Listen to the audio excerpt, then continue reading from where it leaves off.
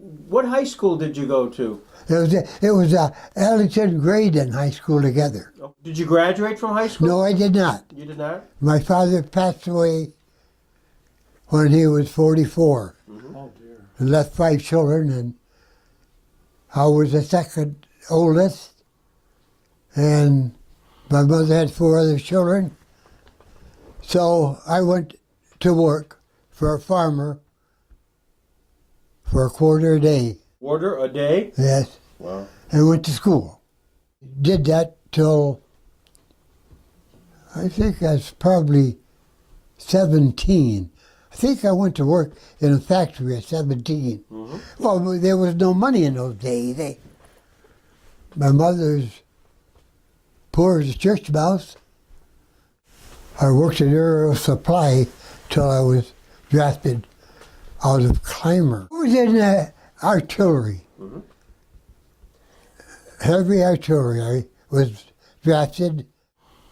I had 2 children. Oh my gosh. They drafted you in anyways with 2 kids. Yeah.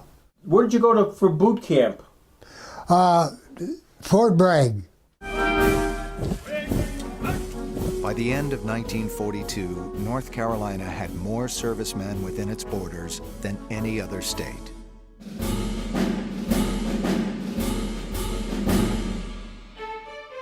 Many were at Fort Bragg. The base had become the biggest Army camp in the nation. We took over learning how to shoot a cannon.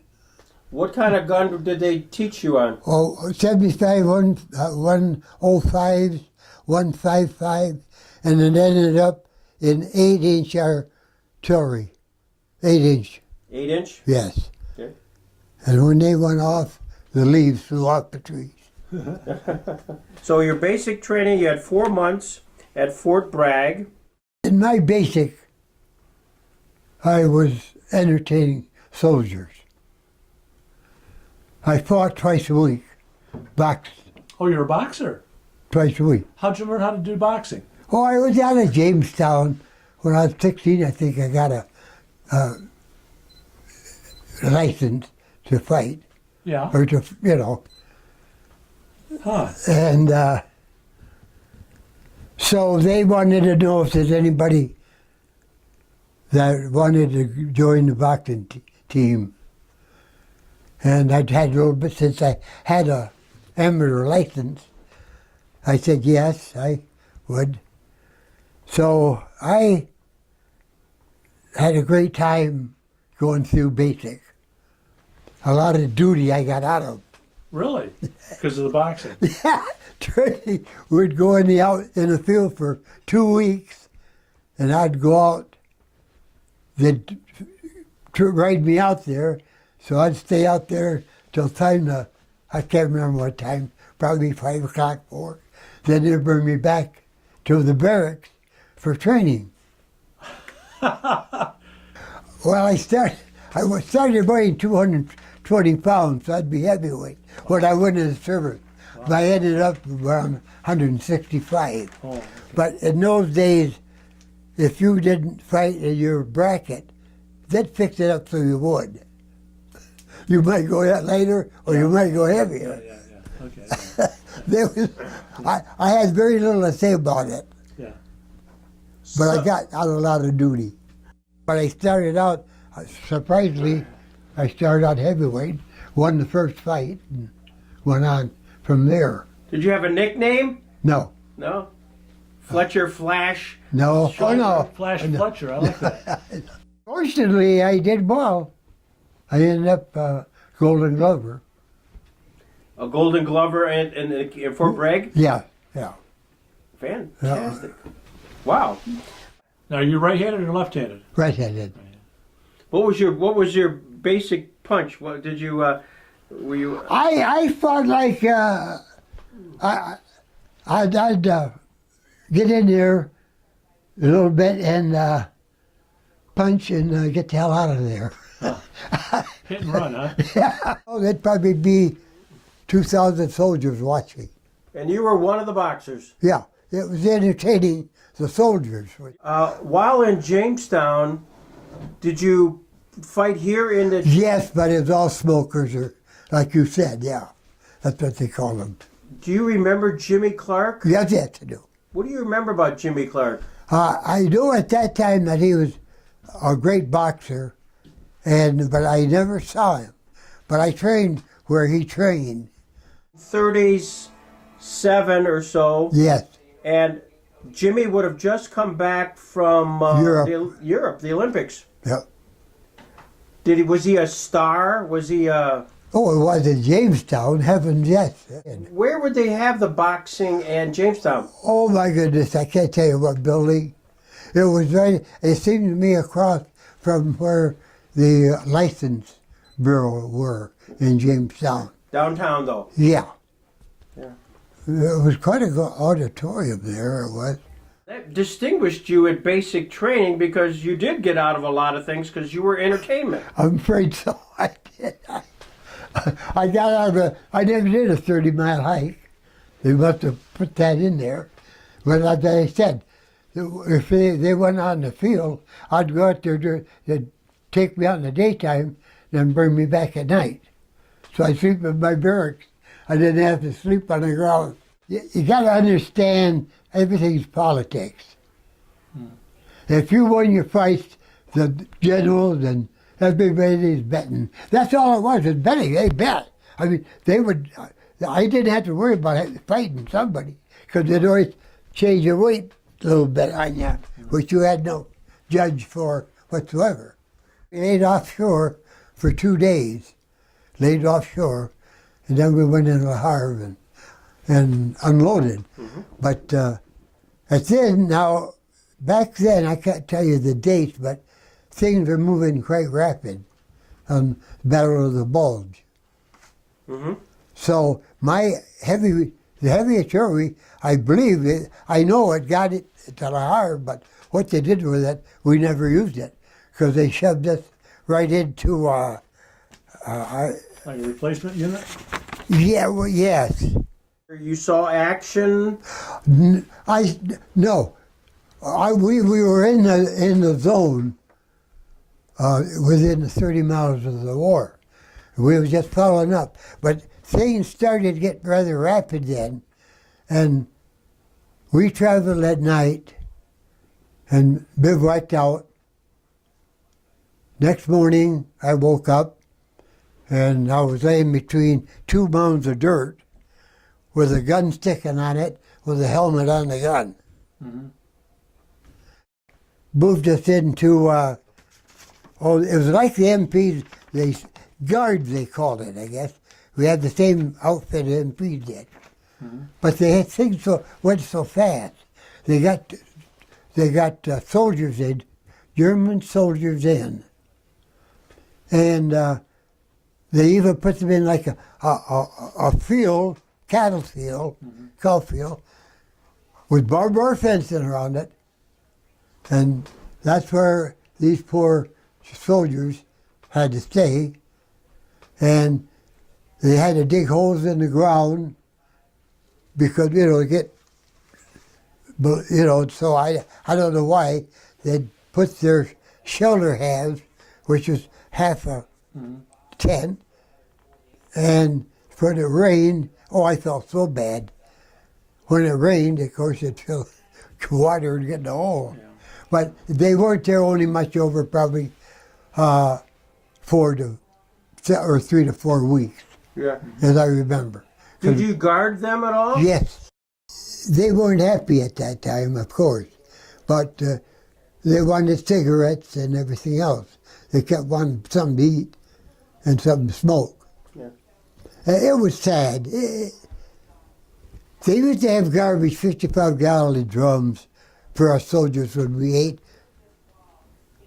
Mm-hmm. And they'd go along after we got done and take a cup and scoop into the... Oh, dear. Yeah. They were definitely hungry. And the Hungarians were the worst. They were skin and bones. Yeah. Soldiers were. Now this would have been 1945? 45. Soldiers that would go beyond their limit at night, They're supposed to be in at 6 o'clock, and they'd always say, well, we couldn't tell what time it was. We'd have to pick them up and bring them back. Because they was, of course, seeing the girls, so they wouldn't. So I did that. So we did most everything. And I ironed the shirts. You had to have pleats back then. Yeah. And a lot of soldiers wouldn't hire. Had to give me $1 to Iron your shirts. iron the shirts. I did a lot of ironing shirts. I was doing road duty, traffic duty, across the Rhine River. When there was a group of trucks coming, and they wanted to park where I didn't want them to park, and I was waving my hand, get over. The guy rolled his window down. He said, "The war is over." And I said, "Well, you could park wherever the hell you." There was no celebrating. About that time, my wife had my third child. Mm-hmm. And they started, it was no more all done with that when we got done guard duties, because it was, of course, it took a lot of us off. But I was on my way home after the third child was born. I started on my way home. I went from one outfit to another outfit. That was kind of disturbing. Come into in the United States, New York? Yes. Yeah. Oh, yes. I saw the Liberty Statue as of- I left, and I was thinking, will I ever see her when I come back? Because we weren't over on ships. They didn't fly us over. It took 2 weeks to cross the ocean. And I was sick all the way. Seasick. So you saw the Statue of Liberty and... Going out, and I saw her coming back. Okay. What was that like when you walked in for the first day? You saw your wife and 3 children. My gosh. Yes, it certainly was the best day of my life getting back home, of course. But then you had to go to work. So during the time I was in service, I saved $1,000. Back then, how much was $1,000 worth? It would be a lot of money, yeah. So I come home and bought my grandparents. They weren't there, but it was a grandparents' farm that they had, and I bought that back and went on, got my job at Blackstone. As of course, I was a machinist, and I made Blackstone washing machines, or worked on parts of Blackstone washing machines. Everybody, when you're maybe alone on duty and not, I found a part of a machine gun, and you could fire with one shell. And I was on duty one night, and I was firing in the air. All at once, here comes a wire coming down. My God, I shot one of there. Oh no! You shot the communications wire? Yeah! We could be out on duty to guard. A supply depot. Yeah. Get into the tent there, and then these phosphorus grenades they had, throw them up there, and they'd get this tent. The one time, I guess the guy was doing it with me, started that tent on fire. We had to go running around with our guns, going around and getting the fire out, because it would just, on that tent, it just spread out. Right, you burn it down. That's one thing I did say. And then we used to play with damn hand grenades. That stupid thing. Why would you play with the hand grenades? Well, there was everything. A lot of munition was laying around right in the city. After the war ended. Yeah, after the war. And then we'd throw it, and I think about now. Well, did you ever go fishing with hand grenades? No. Yes. Oh, yes. Tell us about Fishing. The fish. You'd go. We was out on this raft, and we was bunking around, and we didn't realize at that time was throwing the hand grenades in, you know, waiting to throw them in it. And then a lot of the people started coming around the shore. Sure. They was picking up stunned fish. So you were doing them a favor. Didn't realize at the time, but because my buddy was there, I wasn't alone on that raft. Oh, you know, I was should have been grown up, but you do dumb things, you know. I never really wanted to go into service because I had 2 children, and I did well being in there. I took it well, but I did not like it. I did not. I thought, why am I fighting this war, you know, with 2 children? And I really was upset about it, had to go into service, but I made well of it. I gained a lot by being on a boxing team because I'd stand in line and the lieutenant come up and said, "Boy, you did a good job last night," you know, and you're not used to talking to lieutenants and captains, your officer. Yeah. You kind of yes sir, no sir.